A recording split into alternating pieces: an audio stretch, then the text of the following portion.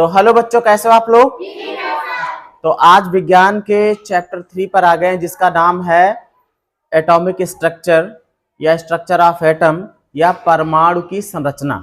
तो पहला बताया किसने, जे थॉमसन ने बताया कि तरबूज का मॉडल दिया, कहा कि धनावेश पूरे में भरा है, बीच बीच में इलेक्ट्रॉन है। बीच बीच में क्या है, इलेक्ट्रॉन है। तो बताओ ये क्या हो सकता है कि धनावेश हो और उसमें जगह जगह पर इलेक्ट्रॉन हो। तो क्या इलेक्ट्रॉन धनावेश के पास रहेगा और डिस्चार्ज नहीं होगा, ब्लास्ट नहीं होगा, हो जाएगा। तो इसका मतलब इनके परमाणु मॉडल को जो है मान्यता फिर नहीं दी गई, वैज्ञानिकों द्वारा इसको गलत सिद्ध कर दिया गया। कहा गया कि जो थॉमसन का मॉडल है परमाणु विद्युतीय रूप से उदासीन होता है। तो फिर इसके बाद बारी आई किसकी, रदरफोर्ड की। रदरफोर्ड ने एक प्रयोग किया था, उस प्रयोग के आधार पर जो है परमाणु का मॉडल दिया था। पहले प्रयोग देखते हैं। परमाणु के संबंध में जो उनका प्रयोग था, उन्होंने अल्फा कणों की जो है बौछार की थी, सोने की पतली सी झिल्ली ली थी। किसकी, सोने की पतली सी पन्नी ली थी और उस पर अल्फा कण क्या होते हैं, ये धनावेशित कण होते हैं। कैसे होते हैं, धनावेशित कण होते हैं। और उनका द्रव्यमान जो होता है वो हाइड्रोजन के परमाणु की तुलना में 4 गुना होता है, और जो आवेश होता है वो इलेक्ट्रॉन के आवेश के तुलना में 2 गुना होता है। मतलब जितना इलेक्ट्रॉन का होता है उससे 2 गुना अल्फा कणों का आवेश होता है, और द्रव्यमान जो होता है वो हाइड्रोजन के परमाणु का 4 गुना होता है।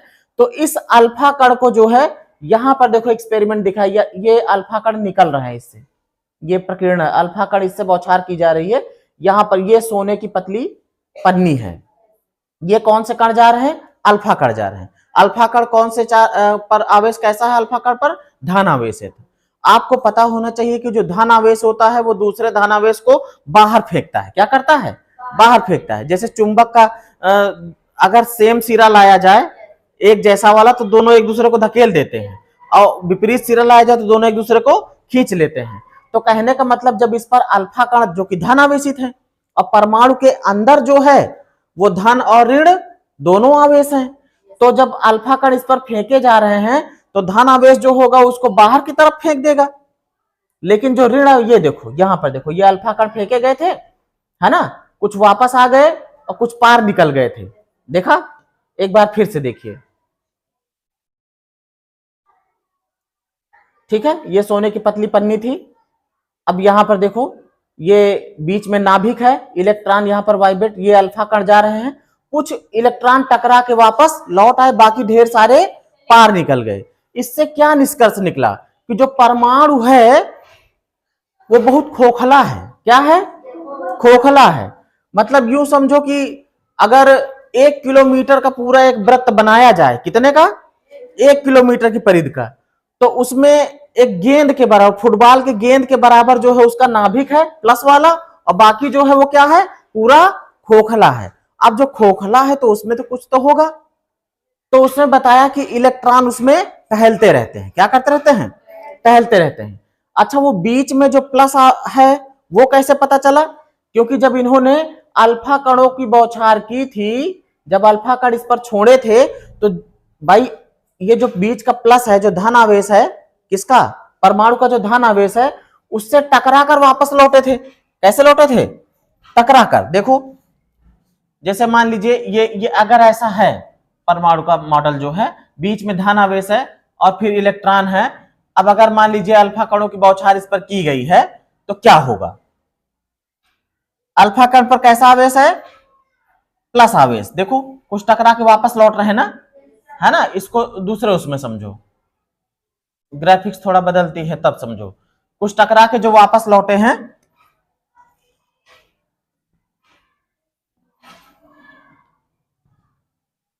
ये देखा, है ना। अब यहां पे समझो, ये पूरा परमाणु है, ये जो डॉट डॉट गई है ये अल्फा कण आर पार निकल गए, है ना। बहुत थोड़े से कण जो है टकरा के वापस लौट आए। कुछ कण तो एकदम बिल्कुल अपने रास्ते से ही लौट आए, कुछ थोड़ा सा विचलित हो गए, इधर उधर घूम गए, है ना। देखो थोड़ा सा ऐसे झुक के लौट आए, है ना, और कुछ जो है एकदम डायरेक्ट गए और डायरेक्ट ही लौट आए। तो इससे ये पता चला कि जो परमाणु है उसका जो धन आवेश है वो बिल्कुल बीच में ही है और कहीं पर नहीं है। ये बात पता लग गई ना। क्योंकि अल्फा कण पर कैसा आवेश था, प्लस चार्ज था, और जो परमाणु के अंदर का जो नाभिक था वो भी कैसा है, प्लस चार्ज। अब प्लस प्लस वाले एक दूसरे को धकेल देते हैं, क्या कर देते हैं, धकेल देते हैं। तो ये समझो कि जब अल्फा कण गए थे तो ये धकेल दिया, वापस फेंक दिया, बाउंस बैक। इनको प्रतिकर्षण का महसूस हुआ, आकर्षण नहीं हुआ। बाकी जो अल्फा कण थे वो आर पार निकल गए। तो इससे क्या क्या निष्कर्ष निकल कर आ गया कि जो इलेक्ट्रॉन है वो जो परमाणु के अंदर का जो खाली जगह है उसमें है, हाँ, और जो नाभिक है वो धन आवेशित है। और कितना छोटा नाभिक है कि अगर 1 किलोमीटर की परिधि का कोई वृत्त बनाया जाए और 1 किलोमीटर की परिधि, जैसे यहां से ले लो परैया तक पूरा ले लो, है ना, और बीच में एक गेंद रख दी जाए फुटबॉल वाली, तो फुटबॉल को समझो नाभिक है और बाकी पूरा क्या है, परमाणु का ये खाली हिस्सा है। तो इसी को केंद्रक कहते हैं या फिर क्या कहेंगे, नाभिक कहेंगे। क्या कहेंगे, नाभिक। ये किसका मॉडल था, अभी मॉडल नहीं, अभी इन्होंने क्या बताया है कि परमाणु के अंदर, ये तो प्रयोग था ना, अल्फा कणों की बौछार की थी, इसके बाद इन्होंने मॉडल बनाया था। मॉडल क्या है, मॉडल बताता हूं। मॉडल था रदरफोर्ड का, किसका था, रदरफोर्ड का। रदरफोर्ड का जो परमाणु मॉडल था वो उनके अल्फा कण वाले प्रयोग पर आधारित था। और क्या बताया था कि इलेक्ट्रॉन चारों तरफ घूम रहे हैं और नाभिक जो है बिल्कुल थोड़े से जगह पर है। इलेक्ट्रॉन अपना ऋण आवेश लिए चारों तरफ घूम रहा है और नाभिक क्या है, ठीक बीच में। ये देखो, ये इसमें लाल और पीला था ना, ये बिल्कुल सोलर सिस्टम की तरह, सूरज को समझ लो नाभिक है और जो ग्रह है वो क्या है, इलेक्ट्रॉन है। वो क्या है, इलेक्ट्रॉन है। लेकिन इनके इसीलिए इसको जो है, जो रदरफोर्ड का मॉडल था उसको उपग्रहीय मॉडल भी कहते हैं। कौन सा मॉडल कहते हैं, उपग्रह वाला। देखो, प्रोटॉन और न्यूट्रॉन नाभिक में है, इलेक्ट्रॉन चारों तरफ घूम रहे हैं। लेकिन एक दिक्कत इनमें भी रह गई थी। ये तो बता दिया कि हाँ परमाणु हमारा उदासीन हो जाएगा और जो मतलब इलेक्ट्रॉन प्रोटॉन है वो किस तरीके से उसमें कक्षाओं में घूम रहे हैं, इसी वजह से वो टकराते नहीं हैं और पूरा परमाणु जो है उदासीन रहता है। लेकिन अब दिक्कत इनके में क्या आई कि अगर मान लीजिए इलेक्ट्रॉन घूम रहा है इसमें, ये तो कक्षा बना दी गई, बहुत सही बना दिया गया है, लेकिन जो इनका मॉडल था वो ये था कि अगर मान लीजिए नाभिक है, यहां पर क्या है, नाभिक है, क्या है, नाभिक, और इन्होंने ऐसे बताया था कि इलेक्ट्रॉन इसके चारों तरफ घूम रहे हैं। अब बताओ, घूमते घूमते नाभिक के पास नहीं चला जाएगा? तो प्लस चार्ज और माइनस चार्ज फिर से एक नहीं हो जाएंगे? ये इलेक्ट्रॉन माइनस वाला है और ये नाभिक प्लस वाला है। अब जैसे ही दोनों, तो फिर क्या ऐसा परमाणु संभव है कि जब माइनस और प्लस अगर मिल गए तो क्या परमाणु रह पाएगा? परमाणु नष्ट हो जाएगा।